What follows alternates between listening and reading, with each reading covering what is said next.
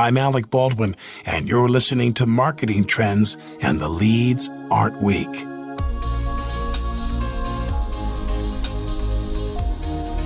There is one simple tip to keep in mind when it comes to brand building. Know who you are and what your mission is. That's advice from the powerhouse brand builder and VP of Brand Experience for Fjällräven, Jean-Marie Shields. As she explains it, when you have those core tenets down pat, the rest of your marketing can flow naturally. We're a 60-plus-year-old company, and our whole mission is very simple. It's to inspire people to walk with nature. In marketing or branding mixes, we use it for everything we do. Throughout her career, Jean-Marie has worked with some of the world's most well-known brands, from Nike to Lululemon, with a stop at Starbucks in between. And she's helped grow some of the world's most loyal customer bases through the power of storytelling and mission building. On this episode of Marketing Trends, Jean-Marie tells us those stories, and she delivers key insights on why branding and messaging is a two-way conversation between brands and consumers. Plus, she explains how Fjällräven's ability to be flexible in its messaging paid off big in 2020, and she gives a look at what's ahead in 2021. Enjoy this episode. This message is brought to you by Salesforce. Hey marketers, today's B2B buyers are more complex than ever, and every buying committee has different needs and goals. Salesforce can help. We'll show you how to put each and every customer at the center of your B2B marketing strategy, and you'll learn how top brands like Lyft approach account-based marketing. Salesforce, market to every account, speak to every buyer. Find free B2B marketing and ABM resources at sfdc.co/every-buyer. Welcome to Marketing Trends. I'm Ian Faison, host of Marketing Trends, and today we are joined by a special guest, Jean-Marie. How are you? I'm good. How are you? Excited to have you on the show and talk about some amazing brands that you've worked for, all of your thoughts on marketing and what is currently going on at Fjällräven. Super excited to get into it. How'd you get started in marketing? I've never really intentionally worked in marketing. In my mind, marketing is really about selling and promoting, and I've intentionally, that's part of what I do. But I've really focused, most of my efforts and the brands that I worked with, it's really been about branding. And so it's intentionally really attaching an experience, always in marketing or any of the efforts, across the company. So that's really been, my focus, that engagement through the experience. How I got started is my career really started at Nike, worked out of Portland and then out in the world with them. I started really in design, and then it's really been, stepping into design, moving over into product, moving over into branding, and then really, really focused on experiences following that. So my career really started at Nike. I started there in design. It was really grounded in an interest in people, consumers. I was naturally gifted. I had a lot of foresight since I was a young girl. And I was just gifted being creative. So I really worked in design there and then moved over into really product innovation at Nike. And really out of design, I was just really interested to come closer, even closer to people and understanding unmet needs that people have. Specifically, obviously at Nike, that was in athletes. I was really inspired in how Nike approached things. There was many times, during my 13 years that I was at Nike where just that encouragement of new ideas really spoke to me. If you could think it, very often at Nike, could you do it? So I'd have ideas over the weekends at times that come into the week and I would mention, I've been thinking about this thing we heard and I'm expanding this thought. And people would just always encourage you to build out a plan and do what you were thinking about. So for having that early in my career, it was just really, really useful. I just learned so much being around. I felt the teams that I was part of, they were just unusually very highly talented people. I'd been an athlete my whole life since I was growing up, playing Division II, soccer and being really involved in sports my whole life and spending time out in nature with my family. I grew up in Stockholm.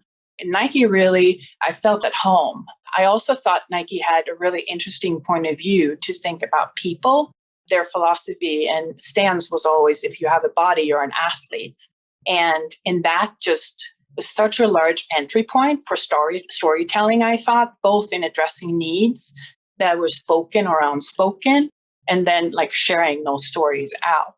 Really what Nike taught me early in my career is just the importance of a story, uncovering needs, addressing those needs, solving for those needs, and then really bringing those stories to market. And that really just moved me to become more interested in branding and, the holistic perspective. I really also loved how it's a revolutionary brand. It's consistently, reinventing itself. And at times, we'd spend months at Nike, trying to get their right weight of a shirt or a tennis sock. And that would be groundbreaking very often for people, being at their very best. So the art was a lot in the details and in the larger stories, being at Nike. So that was really the start of my career. And then I moved to Starbucks. And at Starbucks, as far as branding and marketing, I just learned a lot about the power of community. This idea that the communities that the brand serves or the company serves is as important as the employees, working inside of the company. I was fortunate enough to work very closely with Howard Schultz, and I was really drawn in about this idea that he had of, that Starbucks is not in the coffee business serving people. Starbucks is actually in the people business serving coffee. That was just, I think at that time when I was with them, it was just a very different philosophy on a different approach, to storytelling and marketing. I think up until that point, the messaging had been, we'll be pushing these stories towards you, from all brands that were in the marketplace.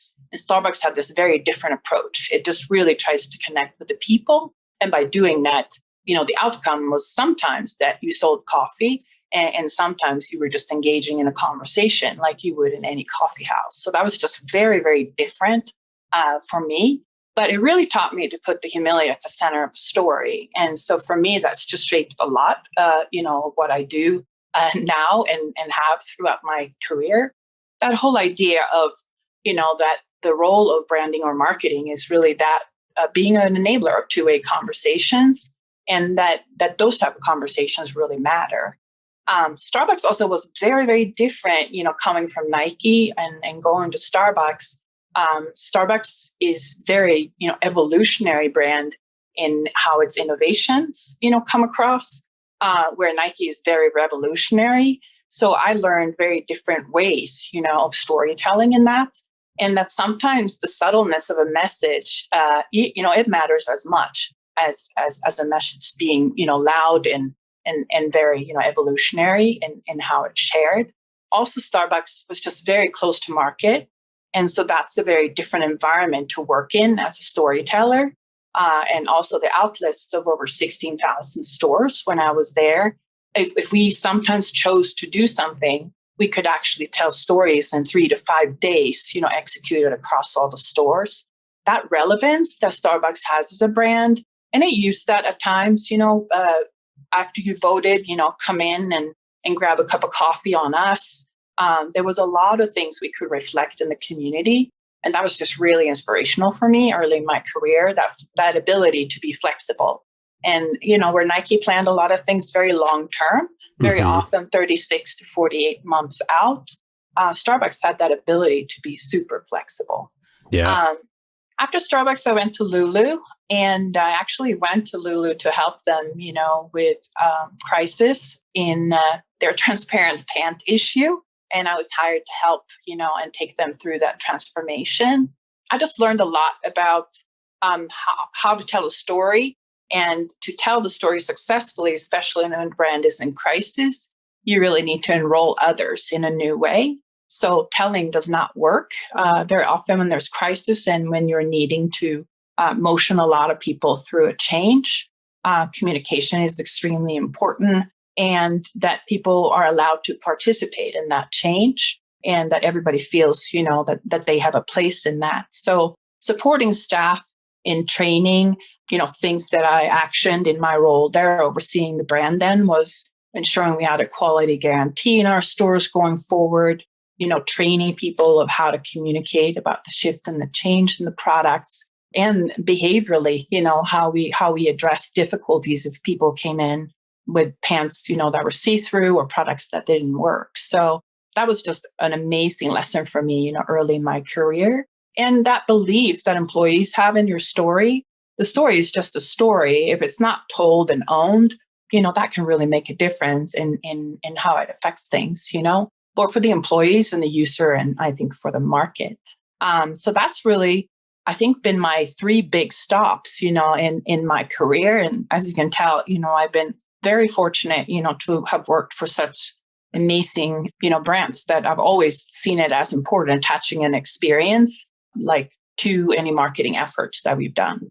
Well, so now, being in charge of brand experience, it is different from marketing, but it also, as is the phrase kind of being popularized today is how, your experience is the new brand, right? Like that, this is something you hear more often. There's a million websites right now that can do peer reviews, that are doing all sorts of websites that are looking at whether it's Wirecutter or other places that are reviewing tools, technologies, products, everything. It really is like there's kind of nowhere to hide if you don't have a great experience.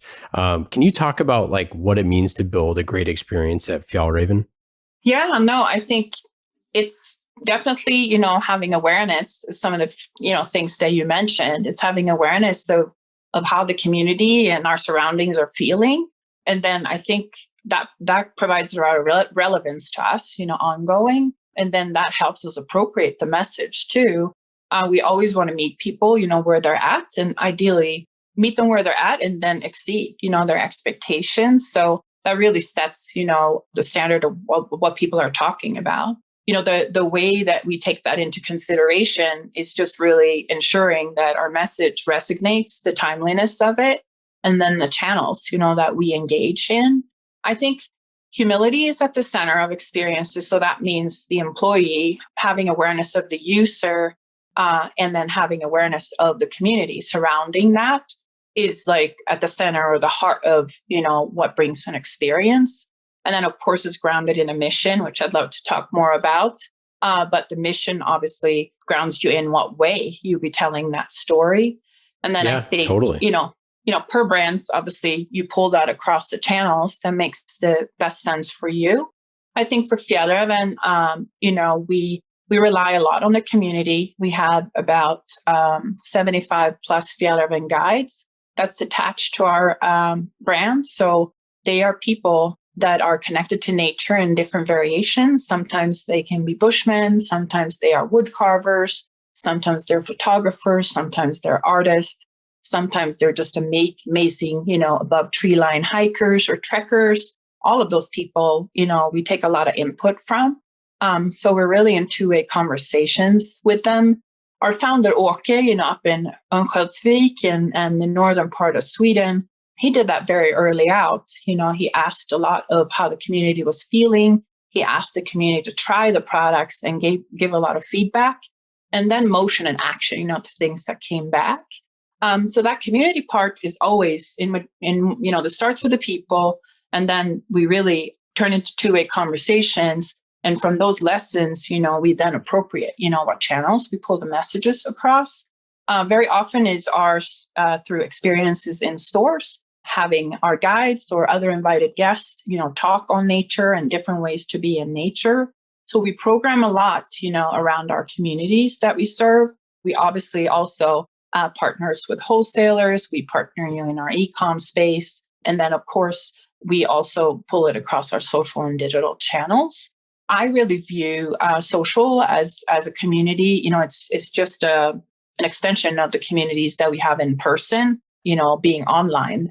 If there might be cities, communities that we're not in, I ideally want my team, to really mirror that community feeling, and have it be online. Because I think that there's some social, communities that can be quite techy, and we definitely want to bring that humility online as well. So that's, really how we normally build an experience, around our brand. Yeah, and so you talked about the importance of the mission and how you market. This is something that we're seeing a ton of. The data pretty clearly shows that the younger consumer is more likely to go towards like mission-driven companies, products with social good attached to it. Like, how important is the mission? How do you put it into your marketing? I mean, I use it as the grounding for everything. I use it as a filter and a lens for, is something on or off brand? Is this the right thing for us to be doing?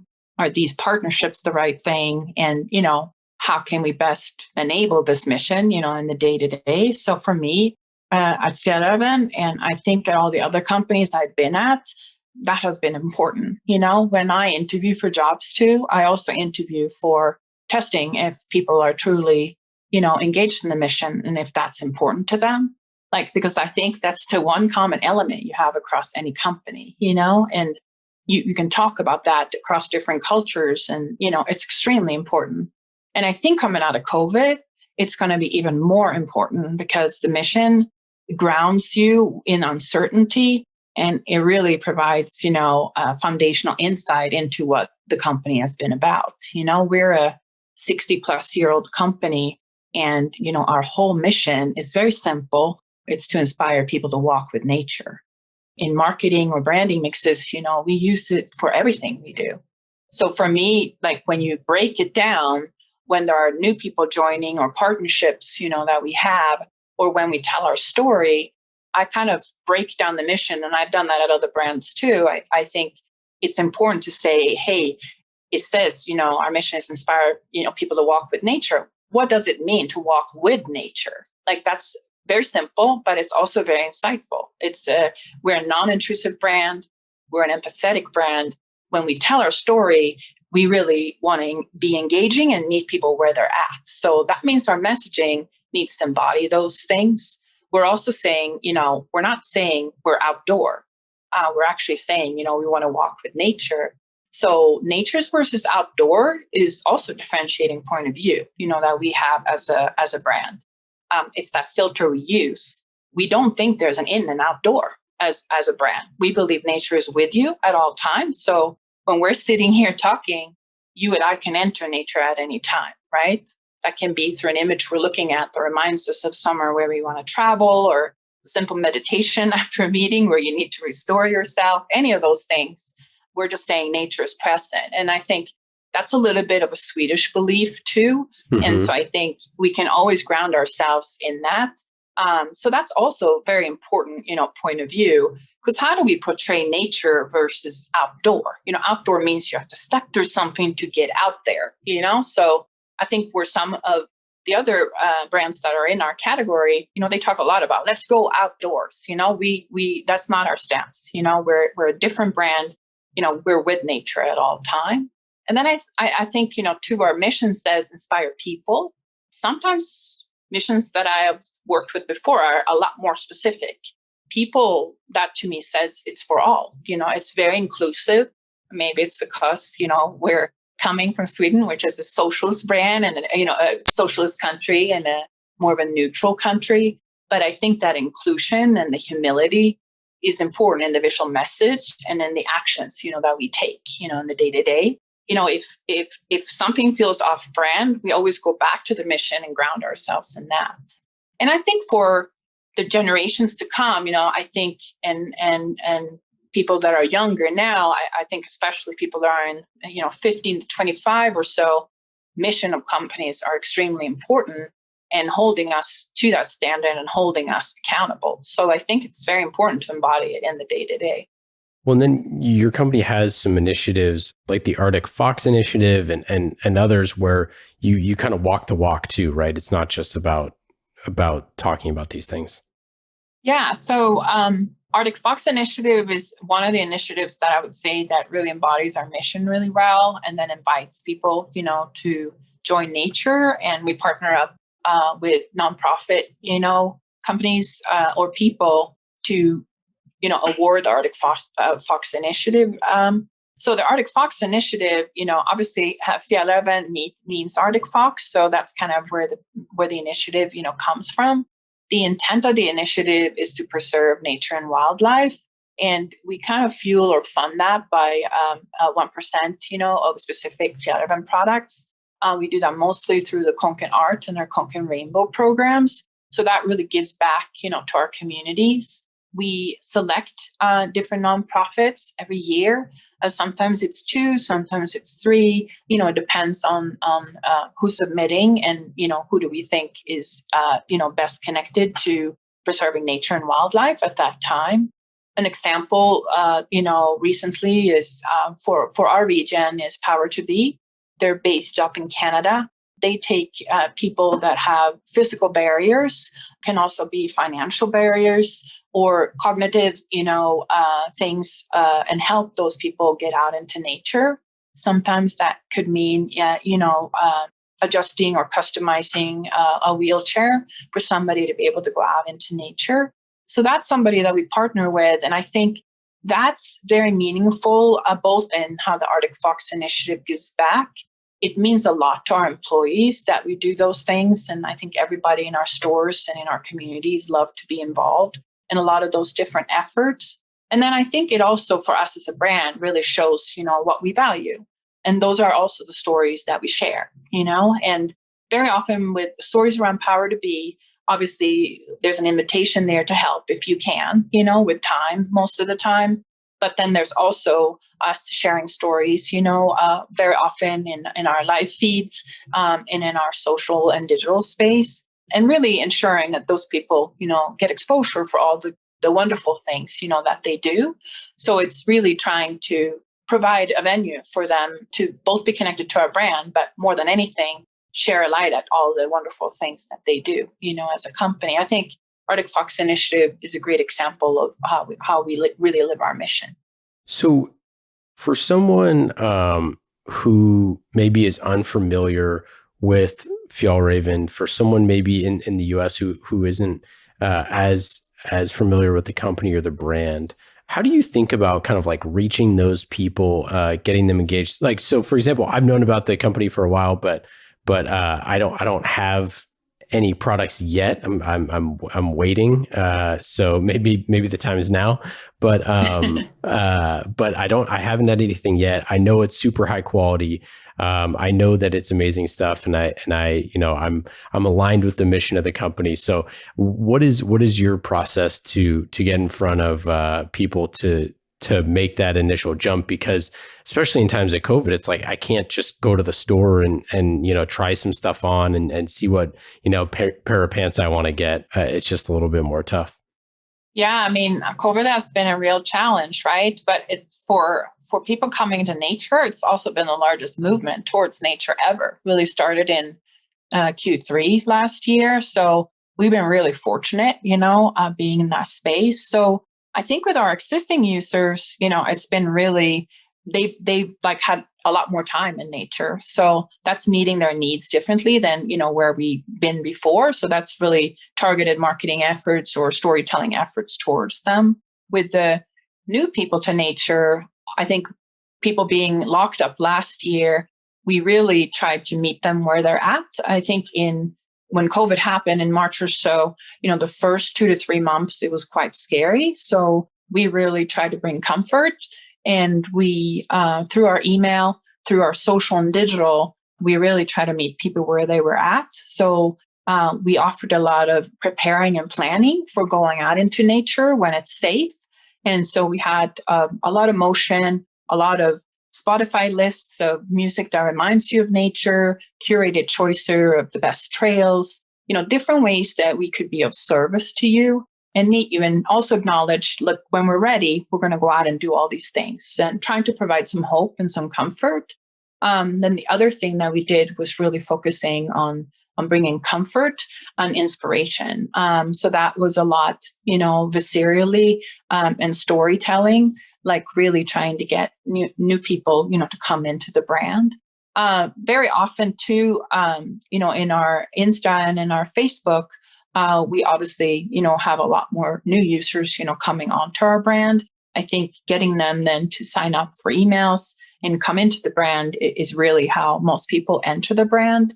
I think also our brand, a lot of new users come to the brand through Konken, which is our backpack, that's globally famous, but especially famous in North America.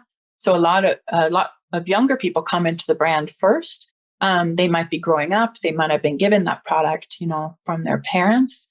And then, we then really try to nurture that relationship and move them up into their first Fjäll products. So we obviously do that, if they sign up for email, we really try to transition them more comfortably into the brand. So that's some of the different ways that we, top of funnel activities that we have as a brand. Do you have any favorite campaigns that you've ran over the past, year plus? Yeah. I think the one that I just talked about is definitely a favorite of mine, with Fjällräven, Nature is Waiting. So, welcoming people out into nature, having them plan and prepare and comfort and inspire. So I think when we all came out of the being locked up and came out into nature again, obviously there's a lot of new things, people don't maybe know how do you get the trash, out of nature when you've been out there? What's the best boots or the best jacket or, what are the type of gear, that best could help me? I think most people really, bought a lot of stoves and tents and different things when COVID first happened. And then, they used their existing clothes for that. And I think part of that was a lot of uncertainty. And then we've really experienced in the last months that most people then are started to, really get committed, buying their first jacket, buying their first pants, maybe, a hat, different things, and like really starting to commit. And I think by routine, you create new rituals. And I think that that's what happened during COVID too. People really got connected to nature and started to go outside a lot more, Part of that was probably feeling sane. I don't know how it was for you, but I know I needed to go out every day. Oh, for yeah. Sure. I mean, I spend, I would go camping every single weekend if I could. And during the summer, especially, I was outside pretty much every single weekend. Yeah. And I think, I think we hear a lot that that's made a really big difference. And then people just really got really attached to it, and it doesn't cost much to go out in nature. If you have access to nature, if you're close, I think during these times, that was just really helpful for everybody. We have seen that Nature is Waiting movements, sometimes it's in their city and in their city park. Sometimes it's just a trail, away from someone's home. And sometimes it's being out 1 to 3 nights in nature just to escape or be away or be very present in nature. We've seen all types of varietals, and I think we welcome all of them. And so we try to meet, somebody, or say that somebody going for a walk in the inner city of New York in a park is as important as somebody, being out for 3 nights. So I think all of those things have been good things, in COVID times. So that Nature is Waiting has definitely been, I think, a campaign, that was mostly on our e-com site and then in our social and digital that really worked for us. We couldn't, in our 35 plus stores across North America, we did not feel comfortable hosting in-person events or experiences like we normally would. So we really invited people to go online, with us until we could be together again. You launched a campaign with REI that I thought was really cool about a father and a daughter, and told the story of passing down traditions. Definitely it touched my heart as a soon-to-be dad here, and as a REI member, one of my favorite places to go before I go outside on a journey. How do you think about those type of partnerships, and then specifically with a partnership with someone like REI? Yeah, I mean, REI is such a great partner. I think we were really, we've been a partner with REI for quite some time. And then, 2020, we kind of deepened that partnership. It's interesting, right? The year that we picked to really do that is also the year when COVID happened, but it really allowed us to really get to know each other. I think the REI partnership too has always been grounded in that we know that our user base, that's one of their favorite places to go. So we're always grounded in what we know our user love, and we want to lean into those things, of course. but we really expanded our storytelling, to what you just shared, and I'm a member too across digital and social and motion and e-com channels with them. And then we really build that more of a permanent, story in the stores.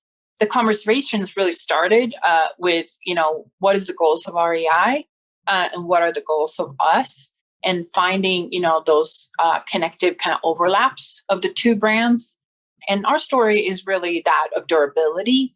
And in talking with them, obviously that's extremely important to them as well. So our long life, less waste message is really, what we ended up, really partnering with them on.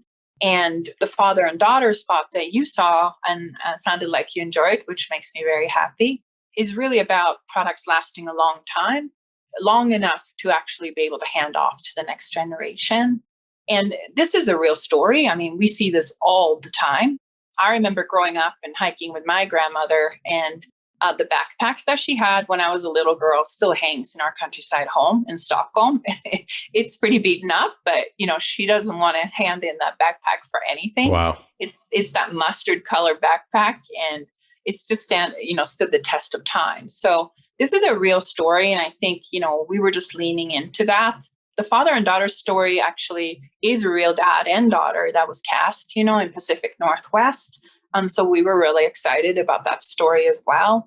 And it's really shows, the passing of a dad passing on, sharing experiences out in nature with his daughter, and then like really handing that off and him offering, her the jacket as she then was comfortable and felt safe enough to hike on her own, So that I think is a nice way to tell that durability story in an inviting way, and I think something that's relatable. We also, during COVID times, really tried to tell stories of hope. And I think that did a pretty good job of that. So, yeah, we're really excited. And, we're still building with REI and learning, but they're just an amazing partner, and their team is really, really fun to work with. So really enjoy that quite a bit. Yeah, I mean, we saw here in California, like the number of I think it was like the number of fishing licenses sold this year was more than in any year in like 20 years or something like that. And just all sorts of stuff. I mean, like really people did spend a lot more time outdoors. Park passes. I mean, park passes has been hard to get a hold of, like we saw in Sweden too. We sell stoves and things like that. And that was the number one gift item in Sweden, this past Christmas. So it's been an amazing momentum, of people coming out in nature, Yeah, it's so cool. I mean, we were spending a bunch of time, outdoors, and it was so clear to see like how many people had new gear on, super bright tents and jackets and all that sort of stuff. It's cool to see, but as a marketer, you want to capitalize on that stuff, and you want to make sure that your brand is front and center. And I think the piece about durability too is one that, and one of the reasons why I thought that ad was so clever is because, the young person, getting started on, going camping or whatever, going into nature, probably didn't necessarily, buy the best gear or think about those things.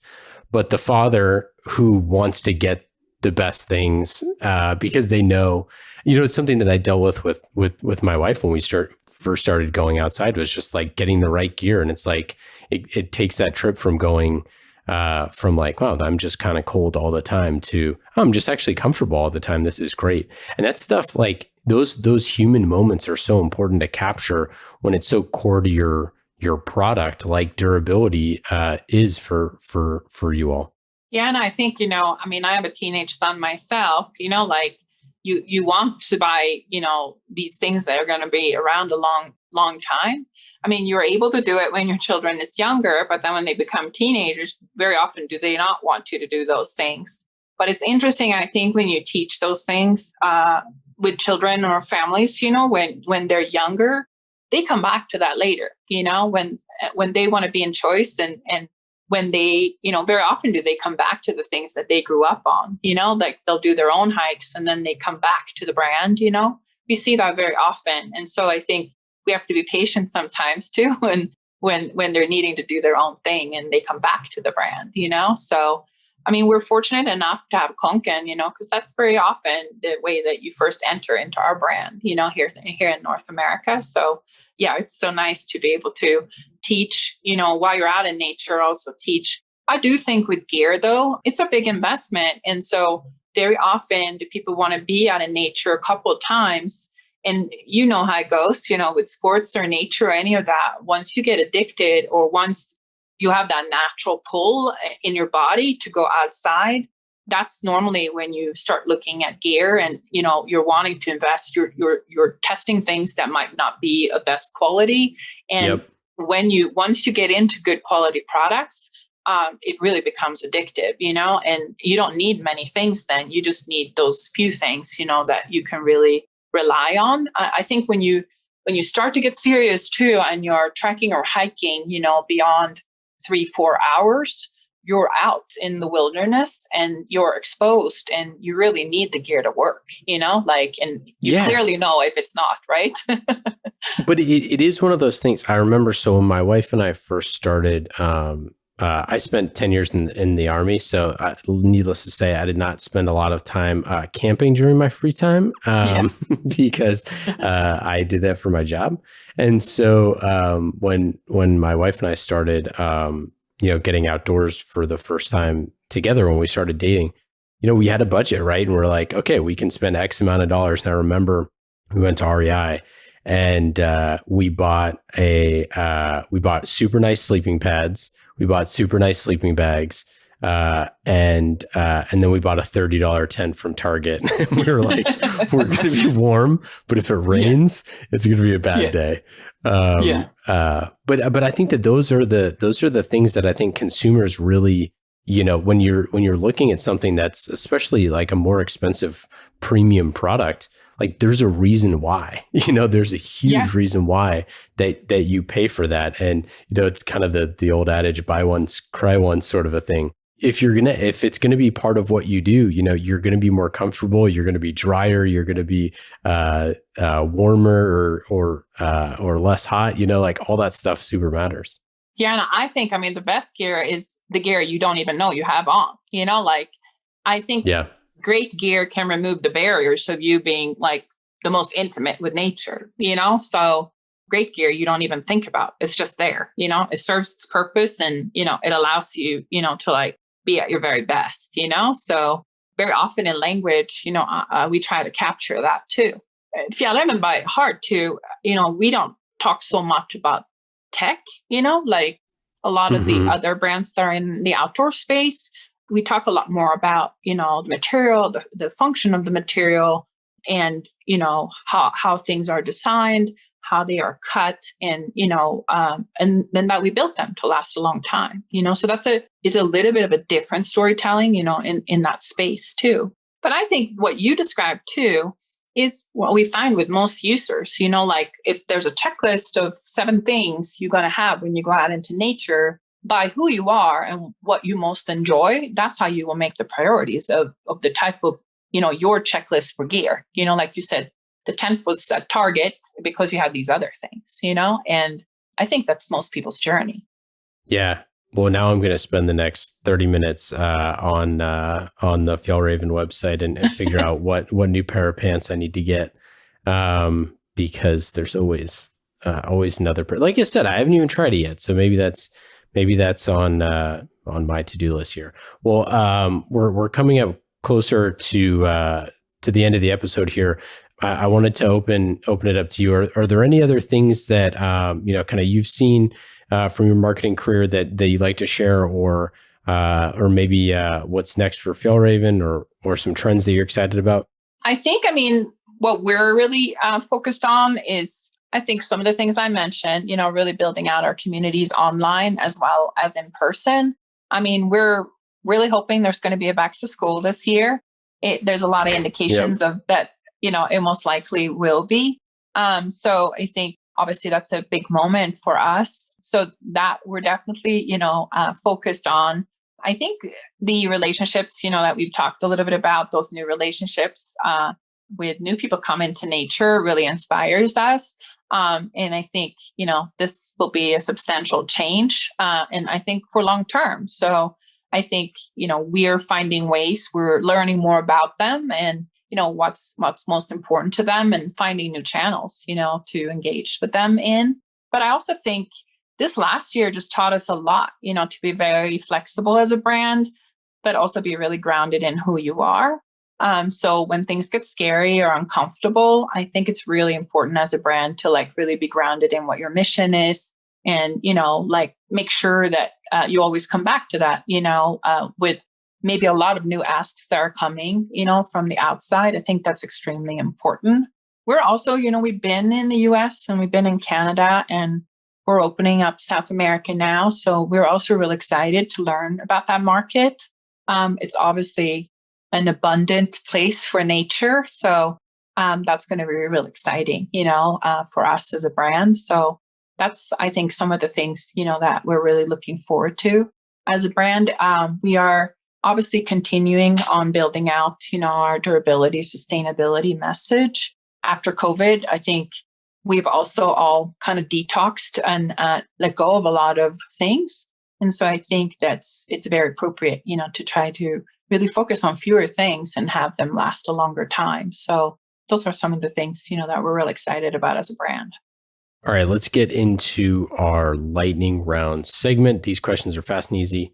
Just like marketing with Salesforce, you can go to salesforce.com/marketing to learn more about marketing on the world's #1 CRM. That is Salesforce. Put your customer at the center of every interaction. Go to salesforce.com/marketing to learn more. Lightning round questions. Jean Marie, are you ready? Sure. What is one of your favorite places that you've visited in nature in the past year? I guess I would say, the Olympic Peninsula outside of Seattle is the favorite place. Probably Lake Crescent is one of my favorite places to be in nature. If you weren't in marketing, what do you think you'd be doing? I think I might be psychologist. Oh, really? That's a good one. Yeah. If you could interview one person on a podcast, who would it be? Maybe Mark Zuckerberg. I would be maybe interested in talking to him. He's been an interesting person, in what he has brought, and what his vision is of communities online. I would be super intrigued to talk to him for sure. I also like Bill Gates quite a bit. I would be interested in talking to him too. What's your best advice for a first-time VP of brand experience? To be yourself. And I think, when you move maybe from a director to senior director role and come up into VP, you have a lot of preconceived ideas of what it means to be a VP. And, I think it's really up to each individual and in the company, that you work in to really find your way. I think it's very important too that you believe in the mission of the company. So if you're at a company where you don't believe in the mission, that could be really difficult, both in being yourself and being able to tell, the best stories. There are times when I worked on brands when I managed, the Jordan business, at Nike, and I don't play basketball. I was really curious. And I think if you're not using all the products or the services that the brand has, it's very important to be extremely curious about the users, and really be an inquiry every day. And I think a good VP and a good marketeer knows how to convert insights and still be a great storyteller, even if you're not using all the products yourself. So, and then I think it can get a little bit lonely being a VP sometimes. I think it's key that each person have networks around them, ideally outside of the category, maybe that they're operating in, so that they can feel supported and have, an influence of ways to think about things differently. I think sometimes if I only were to talk to people in the outdoor industry, I would just be very insular. I think it's very important to intentionally create networks outside of the area that you're working in. Jean Marie, that's it. That's all we got for today. Thanks so much for joining the show. Any final thoughts? Anything to plug? Oh, thank you so much. And thank you for everything that you do. I'm honored to have been here. Yeah, it's great having you on the show. For our listeners, go check out fjällräven.com to learn more. Go grab a backpack. They've been same iconic look since 1978. Pretty incredible stuff. So everybody should go check that out. And Jean-Marie, thanks so much for joining. Thank you so much. Marketing Trends Podcast is brought to you by Salesforce. Discover marketing built on the world's #1 CRM, Salesforce. Put your customer at the center of every interaction. Automate engagement with each customer and build your marketing strategy around the entire customer journey. Salesforce. We bring marketing and engagement together. Learn more at salesforce.com/marketing.